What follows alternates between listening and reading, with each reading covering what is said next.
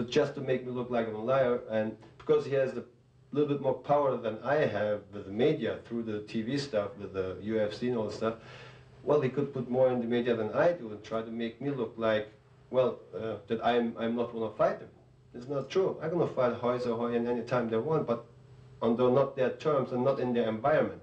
Out on the street, there was no referee, no tape out, no towels, and just real. We see how far the jiu-jitsu works, and we see, okay? So, and the thing is, I always try to involve the other martial arts against me, is that well, I would say that if I say stupid people in my challenge on that time, I meant people are working for the Gracies. People are, yeah, of course, from my point of view, they are stupid, but I didn't mean the fighters. But I don't think this is smart to go to the UFC to fight anyway. And then he started to put his rest of his family in Brazil against me, but they soon recognized that my hatred against this, because which they put in me to all this bad gossip, it's not against the Gracie family, because I never met these people.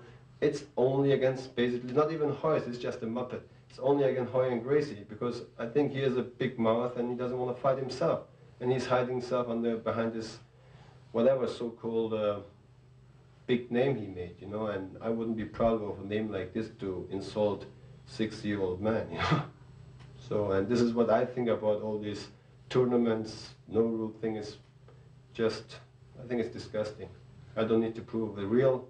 You can come and fight, you go for it, there's no problem.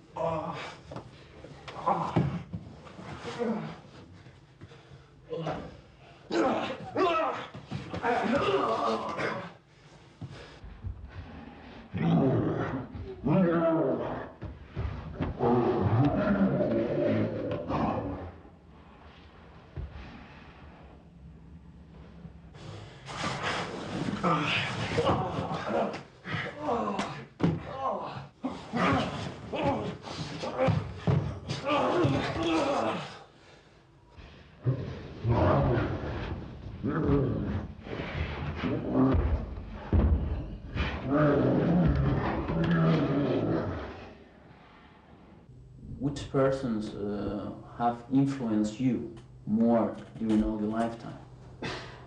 Which persons? In the martial arts world? In any? Well, you know, in some part in my life, mostly, of course, my own father. When I lost him very early, I was 22, in '84. He passed away in an accident. He influenced me a lot in his kindness and everything, and I had a lot of trouble, you know, with the Turkish tradition with him, but I loved him very much, and he was a real, for me, a great idol to be like him as a human. And of course, my Sifu Kernsper, he did put some influence in me. Well, I was 18 when I started Wing Chun, right? And I lost my father very early, so there was somebody, kind of a father figure in my life, you know? And well, as a grandmaster, what in Wing Chun is my grandmaster learned thing, the way he moves and everything, and emotions, being so soft and flexible, influenced me too. And I always tell you, it's funny to say, but my students and life influenced me a lot, you know, because all the experience I having with my students, bad and good, you know, I'm even saying all the bad things, this makes me who I am today, you know, and to see all these mistakes they do and stuff I did surely before I become a master and everything. Yeah, you do mistakes. I'm not a perfect man or human.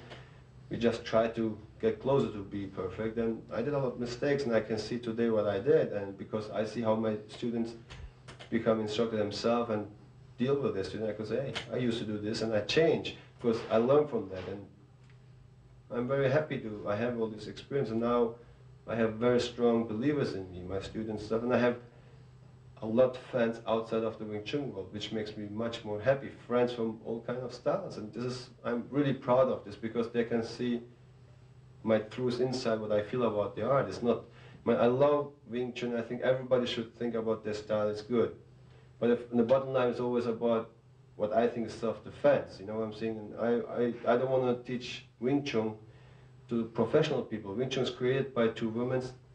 Let's say for average person today, they have to be able to defend themselves in all kind of situations in the street.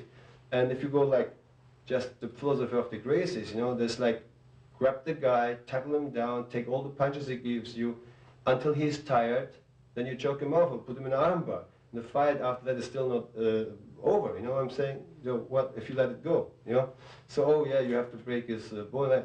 If an average person, they're not going to fight against Mike Tyson, they're not going to fight against professional wrestler waiting in the next corner for them. They have to fight against people like themselves in a bar or whatever the fight starts. So, and they are not going to wrestle. They're going to try to punch, kick, and they're going to try to, of course, sometimes grab, but these people are not professional, and Wing Chun is created for those people to help them to protect themselves in everyday life.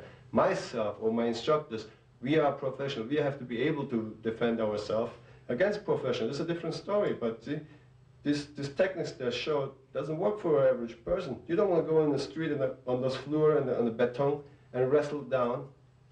See, imagine you have an expensive suit on, you go in the morning, you have to catch your bus, and there's somebody wants to rob you, attack you. So you don't want to wrestle with this guy on the ground, take all the punches he gives you, whatever, destroy your whole suit, you probably get hurt too on the hard floor. And even you get the guy in a choke or in an armbar, you have to let him go. So the fight is really not over. Anyway, so if you go to the bottom line, you're probably hurt, and you hurt the guy.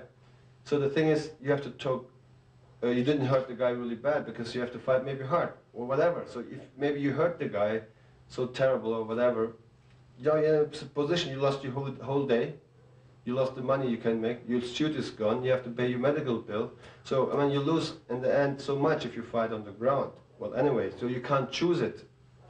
You go on to finish the fight on the ground or not. But the thing is, if you learn this, you go in your mind to go to fight on the ground. So if you do Wing Chun, the enemy has to pass 3 steps before he can even come close to you. There's the kick, the punches, and the elbow, knees. So if you have this and train this really hard, he can't come even close. Since age of 18 till today, I have over 300 real fights. And I've been shot and stabbed by knives. I never lost a fight, if you can call loss, because I think every fight between two humans is a loss for the human race anyway. But if you call, I never lost a fight in real. And I knocked my guys, they attacked me just in a few seconds down, because they couldn't come even close to me. Because I know how to use my punches, I know how to use my kicks and everything. Even they come close to me. The footwork of Wing Chun is created for weak persons. So in a scientific way, it has all to do with geometry, mathematics, and just the enemy basically hits himself, he attacks you, and then he still can put you down. Even you on the ground, you have a lot we call WT anti-ground or anti-grapple techniques, which is not grappling, or you hold me now, but I hold you now, but you can hold me whatever, and until Christmas I give you my hands, but I'm going to knock you out. So, well, you will see some stuff if you in the video later on, but this is what I'm saying. This is what the average person needs to do, not to go on the ground, finish the fight before he goes on the ground. And remember again, there's not a 20-year-old wrestler there, which practiced 20 years, want to attack a normal guy or whatever. And this happens in 1 million times once, That's what I think about this. Bruce Lee was a turning point in the history of martial arts. He was coming from the Wing Chun system, as you do. How you look at the man? Well, I think he was a very intelligent man, and he did a lot for the arts, but I think he's being big time misunderstood. And most of the time also by his own students. He's not been really, they missed the point, is what I would say. I think he was very smart, and I mean, even his Jeet Kune Do, I think for me still over 80% is Wing Chun, because the whole experience was based on Wing Chun. So he started to create something new, which comes from his experience, right? So he called it